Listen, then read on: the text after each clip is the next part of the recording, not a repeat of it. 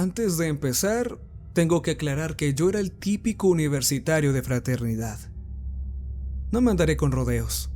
Era un estúpido, al igual que todos mis amigos. Por eso, cuando volvíamos al hotel tras la última fiesta de las vacaciones de primavera, decidimos entrar en el museo.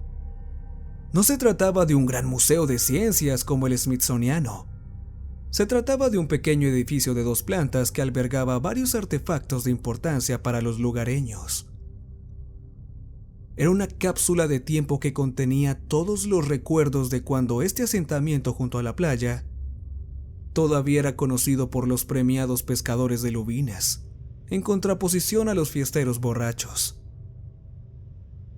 Nuestro plan era egoísta, del que no me enorgullezco en absoluto. Consistía en entrar, desnudar las figuras de cera de las exposiciones y luego hacerlas posar en... posiciones comprometidas. Apenas podíamos contener nuestras risas borrachas mientras buscábamos en la oscuridad una entrada en la parte trasera del edificio. Éramos 4: Larry, Ethan, Jeff y yo. Uno de nosotros no tardó en forzar la cerradura oxidada de la puerta trasera y entrar. En aquel momento me alegré de que el museo no tuviera un sistema de alarma. Hoy en día me gustaría que lo hubiera tenido. Si hubiera sido así, nos habrían detenido a los 4 antes de que empezáramos a husmear en las exposiciones sin luz. Fue Jeff quien encontró el almacén. Detrás de un imponente diorama de unos hombres del lugar luchando contra una gran criatura marina en el océano, había una trampilla. Estaba hecha de la misma madera de haya blanqueada por el sol con la que estaba revestida el resto de la planta baja. La docena de bisagras de un lado eran pequeñas, casi ocultas. La delgada costura que corría entre la escotilla y el resto del suelo rozaba la invisibilidad. «Chicos, hay un sótano». Y por supuesto bajamos allí. Tardamos 5 minutos en transformar un cuchillo de pescador del siglo XIX en una herramienta para abrir trampillas. El cuadro de madera de haya de 1,2 por 1,2 metros no tenía ninguna manija que pudiéramos encontrar, ni ningún ojo de la cerradura que sugiriera que teníamos que buscar llaves. Se abrió sin chirriar ni protestar, casi como si el olvidado y a menudo ignorado museo quisiera que nosotros, 4 ruidosos, descarados y odiosos estudiantes de primavera, nos aventuráramos en sus profundidades.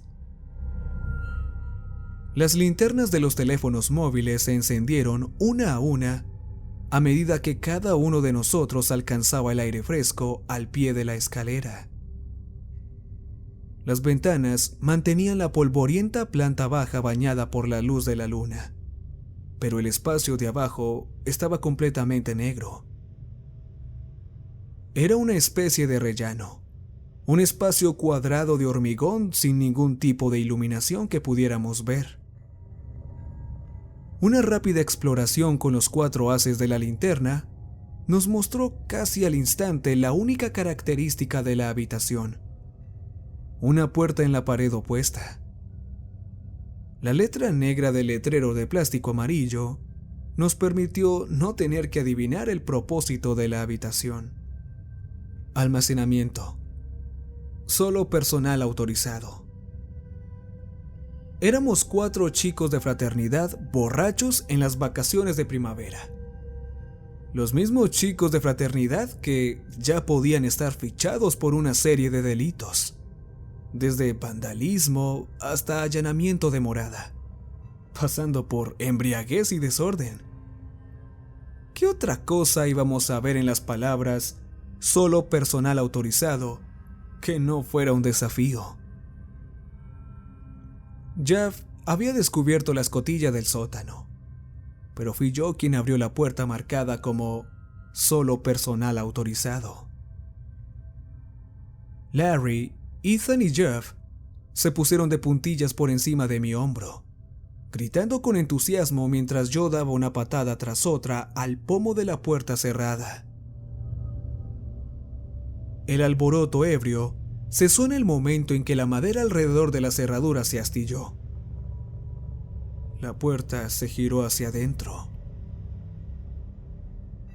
Un rostro huesudo me miraba con desprecio. Grité, tropezando hacia atrás y cayendo en mi trasero. Los otros 3 estúpidos se carcajeaban. Levanté la vista y la ira sustituyó al miedo en mi garganta. Los dientes pálidos y las cuencas vacías pertenecían a un esqueleto humano, uno de los que los eruditos de antaño utilizaban para estudiar anatomía. La calavera sonriente parecía reír junto a mis amigos desde su vitrina mientras me ponía en pie, maldiciendo en voz baja. Sí, muy gracioso, dije, mientras nos adentrábamos en el almacén prohibido, pasando junto al esqueleto que se reía en silencio. Mis amigos siguieron riéndose mientras nos adentrábamos en la oscuridad. Sin embargo, cuanto más examinábamos los artefactos exclusivos, más silenciosas se volvían sus risitas embriagadas. El Museo de Historia local de la planta de arriba había sido inquietante, pero era el tipo de inquietud que se obtiene con esculturas de cera mal hechas, cuadros sombríos de mares grises y tormentosos, y utensilios de la historia. La inquietud que se produce al traspasar en la oscuridad un espacio que nunca fue concebido para ser visto con las luces apagadas. Un tipo de inquietud normal. Pero las exposiciones ocultas reveladas por las linternas de nuestros teléfonos era un tipo de inquietud totalmente diferente. Larry se fijó en el primero. Era un cuadro. No soy un experto en historia del arte, así que no puedo decir a qué época pertenecía el artista. Por la vestimenta de las figuras de boca espumosa representadas, no podía haber sido pintado más recientemente que a finales del siglo XIX. Lo miramos juntos durante un rato, sin decir mucho. Los 8 hombres y mujeres de lienzo habían sido pintados con tanta viveza que parecían haber sido capturados por un obturador y un objetivo más que por un óleo y un pincel. Por eso las expresiones de sus rostros eran tan aterradoras. Cada par de ojos estaba abultado, sobresaliendo tanto que las venas y los músculos eran claramente visibles, donde deberían haber estado los párpados. Sus labios gruñones se despegaban con fuerza para que se vieran todas las grietas y hendiduras espumosas de las encías alrededor de sus dientes amarillos. 8 rostros gruñones y voraces, bailando alrededor de una pila de troncos en llamas en la base de un poste de madera. Un poste que tenían un niño llorando atado a la parte superior, colgando a pocos metros de las llamas. Sin embargo, eso no fue lo que hizo que me hiciera un nudo en la garganta. Bueno, al menos no al principio. Lo primero que me hizo empezar a considerar la posibilidad de que estuviera en algún lugar muy equivocado fue el edificio al que los bailarines locos estaban haciendo su sacrificio. Era nuestro hotel. Bueno, nuestro hotel mucho tiempo atrás, pero todavía muy rústico y fiel a las raíces de la ciudad. El cuadro no tenía ni título ni marco. Colgaba de un clavo oxidado y una cuerda sucia de las paredes de bloques de hormigón. Después de unos minutos, uno de nosotros se estremeció y sugirió que siguiéramos adelante. Por desgracia, el resto de los objetos expuestos solo sirvieron para que la creciente opresión en el pecho se apoderara de mí. El nudo en la garganta se hacía más pesado con cada exposición.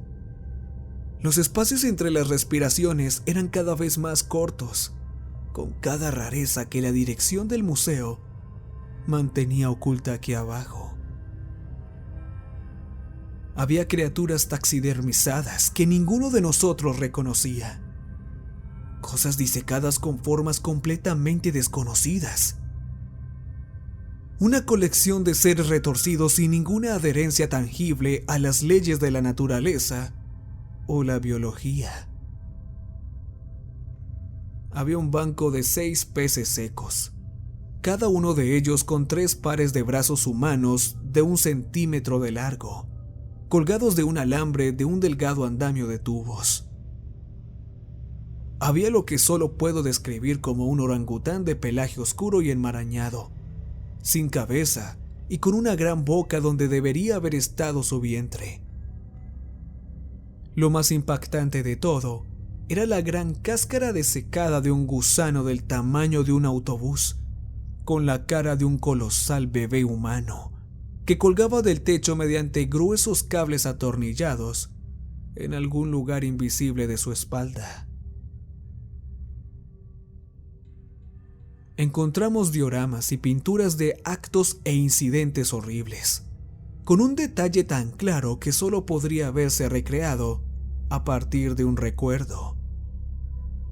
Había estantes de libros polvorientos, volúmenes encuadernados en no sé qué, libros con títulos como Los niños sangran, El cuento de una ama de casa y La santidad del silencio.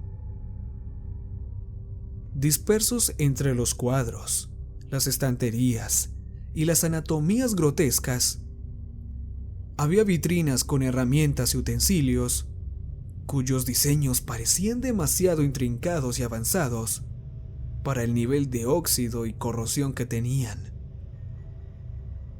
A pesar de la nueva oleada de miedo que nos llegaba con cada monstruosidad, seguíamos adelante, intentando convencernos, sin éxito, de que ninguna de ellas era real. Son solo restos de un estúpido proyecto de arte.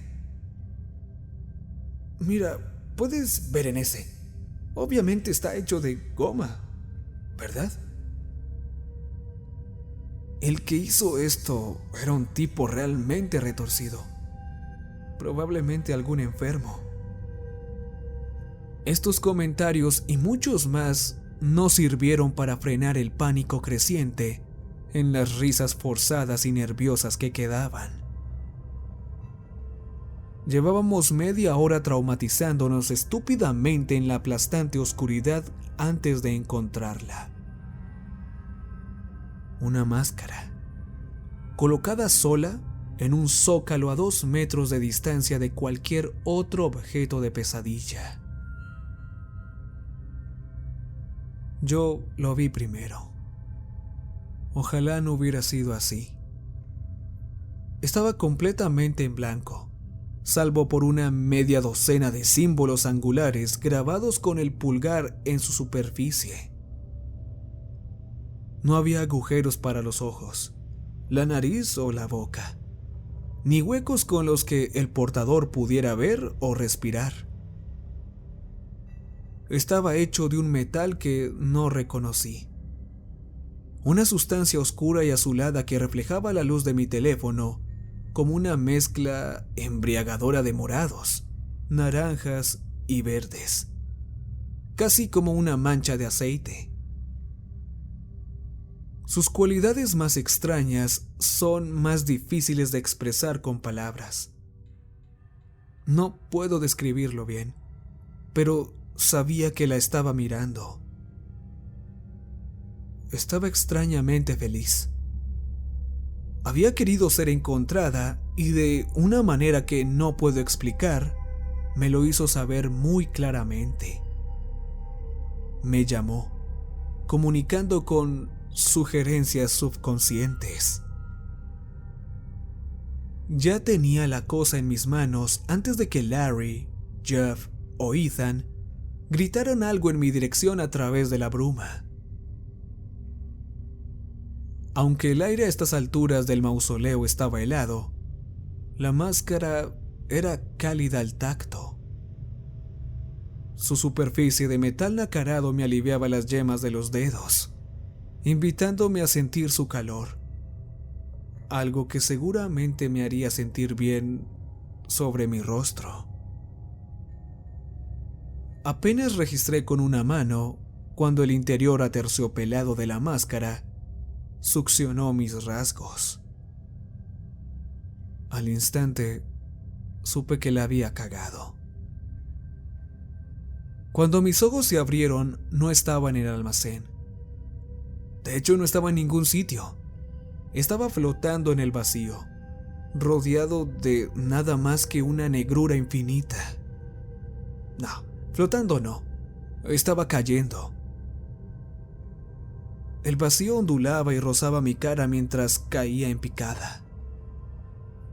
Todo lo que me rodeaba era negro como el carbón. Sin embargo, a medida que me esforzaba, me di cuenta, para mi creciente horror, de que había matices y tonos en esa nada absoluta, a pesar de que esto es totalmente imposible. Todas estas sombras de la nada y otras más bailaban y se retorcían a mi alrededor mientras yo caía. La fricción que no debería existir en el vacío me arrancaba la piel. Llevaba lo que parecían días cayendo en un grito insonoro, cuando algo de repente me golpeó el pecho, dejándome sin aliento. El olor del aire marino y de la salmuera del pescado penetró en mis fosas nasales. Podía oír los gruñidos y gritos de los hombres en todas las direcciones, rugiendo para que se les oyera por encima de las olas. Había un suelo sólido debajo de mí, una madera húmeda y fría que olía a cosas muertas sacada de las profundidades. Llevaba tanto tiempo en la oscuridad que tardé unos instantes en darme cuenta de que estaba recuperando la visión. Me quedé de pie, todavía gritando. Mi piel seguía siendo azotada en carne viva, pero ahora los latigazos provenían de vientos atlánticos llenos de lluvia helada. Estaba en un barco, el mismo barco pesquero del diorama frente a la trampilla del museo. Los pescadores también estaban allí.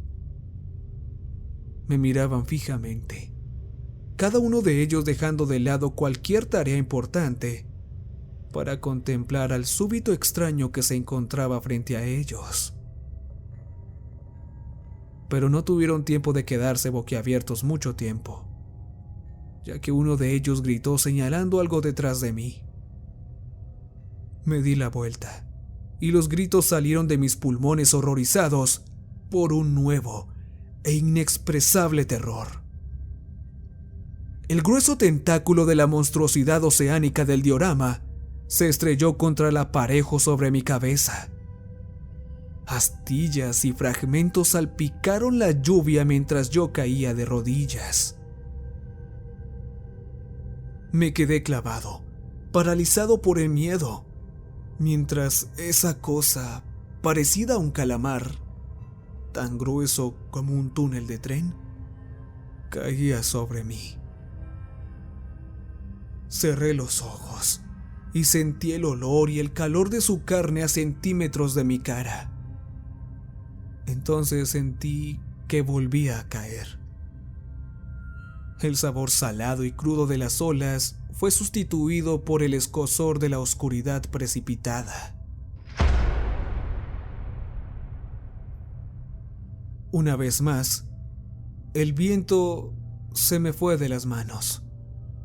Esta vez pude oler el humo, escuchar el llanto de un niño. Estaba en el cuadro que Larry había encontrado. El calor del fuego me lamió la cara manchada de lágrimas, mientras retrocedía lentamente para alejarme de las rabiosas bailarinas que saltaban hacia mí. Una de ellas consiguió agarrarme el brazo y lo mordió, dejándome una cicatriz que todavía puedo sentir, pero que aún no me atrevo a mirar.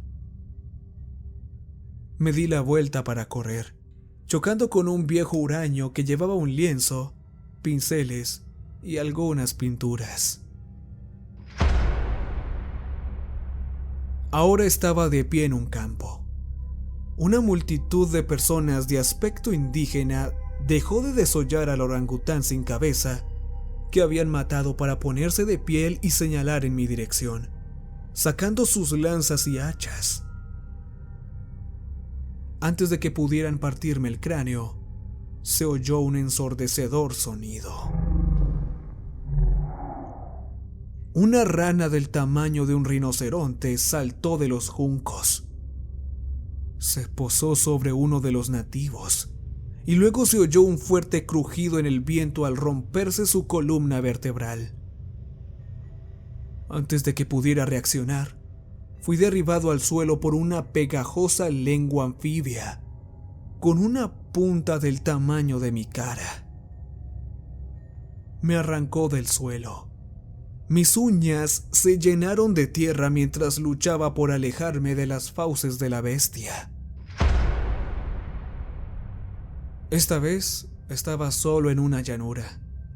Los caballos salvajes salían en estampida a mi alrededor, rebuznando y gruñendo de pánico.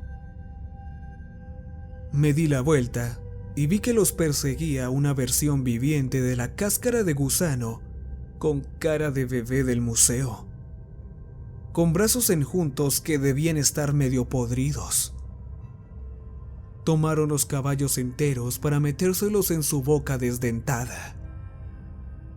Sus ojos vidriosos y sin vida se fijaron en los míos, y en algún lugar de mi cráneo sentí su repentina curiosidad por la nueva cosa que tenía delante.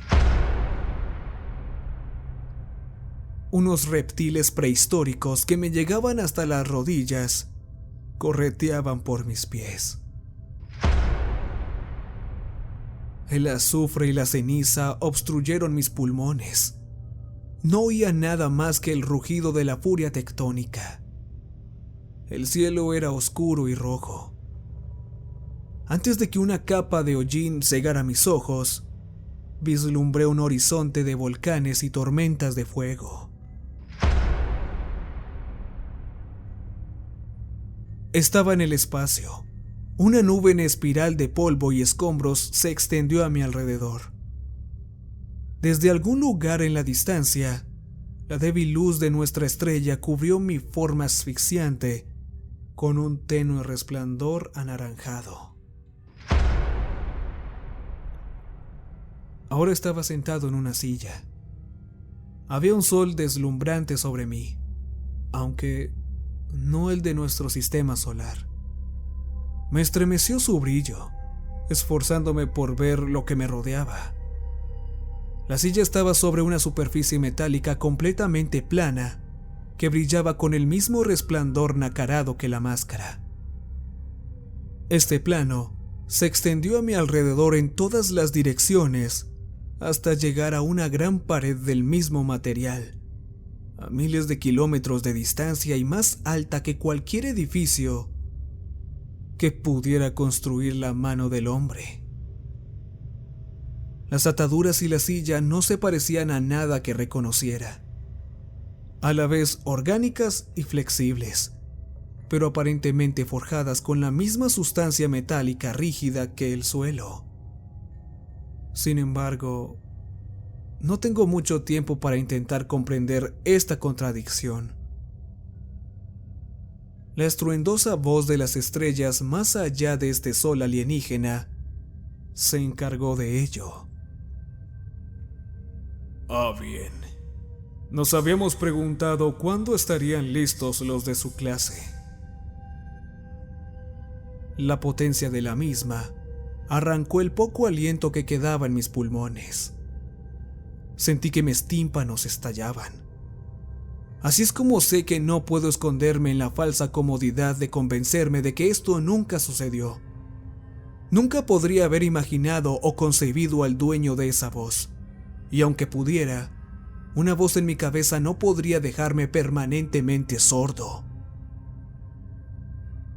El final de la primera fase fue suficiente para asegurarme de que no volvería a escuchar nada. El estruendo y el zumbido en cada una de mis fibras me hicieron saber que seguía conversando mientras levantaba la vista. Mis orejas sangraban y dejaba escapar un grito que ya no podía oír y que creo que no paró en varios días. El sol alienígena no era realmente un sol. Era una bombilla del tamaño de un planeta que colgaba de uno de los cables de un diámetro tan grande como la mancha roja de Júpiter. El plano metálico en el que me encontraba no era un paisaje vacío. Era una placa de Petri. El verdadero horror llegó cuando descubrí realmente el significado de las constelaciones cambiantes en el cielo. Las estrellas más allá de la colosal bombilla no eran estrellas en lo absoluto. Eran reflejos en los trillones de ojos del ser del tamaño de una galaxia que miraba hacia abajo mi forma imposiblemente pequeña e insignificante. Su escala era tan vasta que no podía distinguir muchos detalles más allá de esos ojos. Un número insuperable de pupilas del tamaño de estrellas parpadeaban y me taladraban desde el vacío del espacio superior.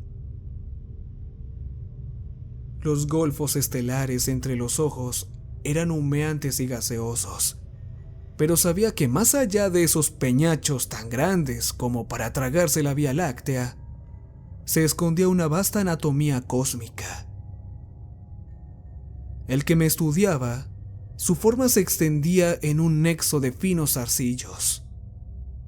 Estos enjambres de extremidades antiguas, de magnitud imposible de medir, se hincharon y se extendieron hacia el exterior, formando gruesas nubes aceitosas que se convulsionaron en la planicie de acero.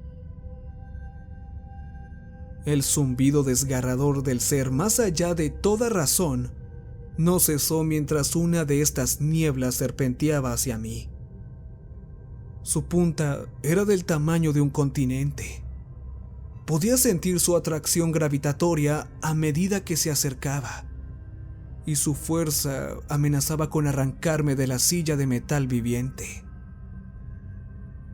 Todavía estaba gritando cuando mis ojos se pusieron en blanco, ya que la experiencia era demasiado para que mi mente lo soportara sin apagarse. Estaba en el sótano del museo. Larry, Jeff e Ethan estaban de pie sobre mí. Me estaban sacudiendo, diciendo algo. No podía oírlos. No podía oír nada más que un timbre estridente que ahogaba todos los demás sonidos. De todos modos, no me importaba. Salí corriendo tanto del almacén como de ellos, no sin antes agacharme a vomitar durante unos 20 minutos. Estaba temblando, llorando. Podía sentir a través del desgarro en mi garganta que mis gritos no habían cesado.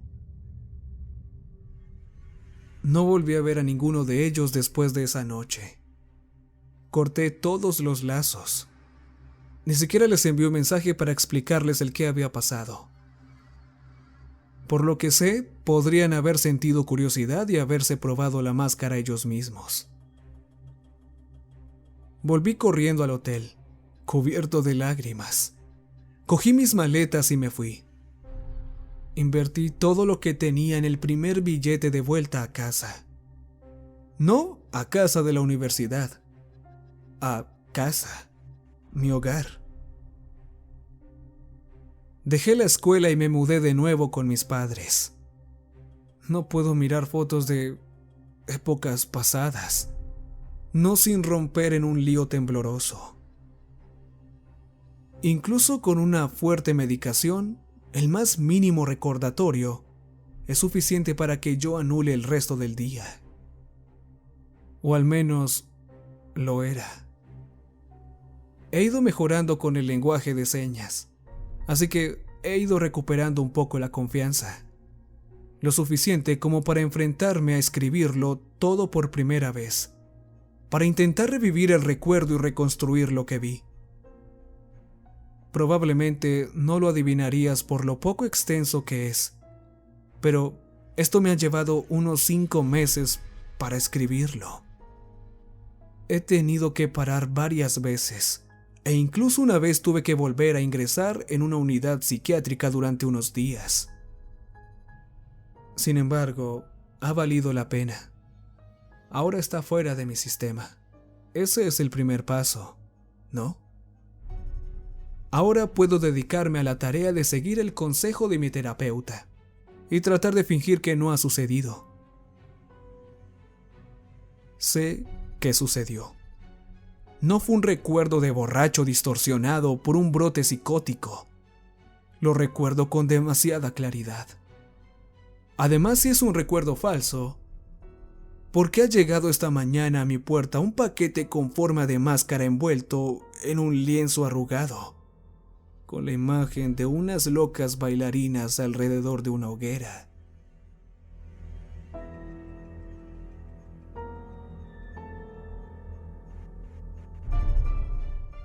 Recuerden que les hablo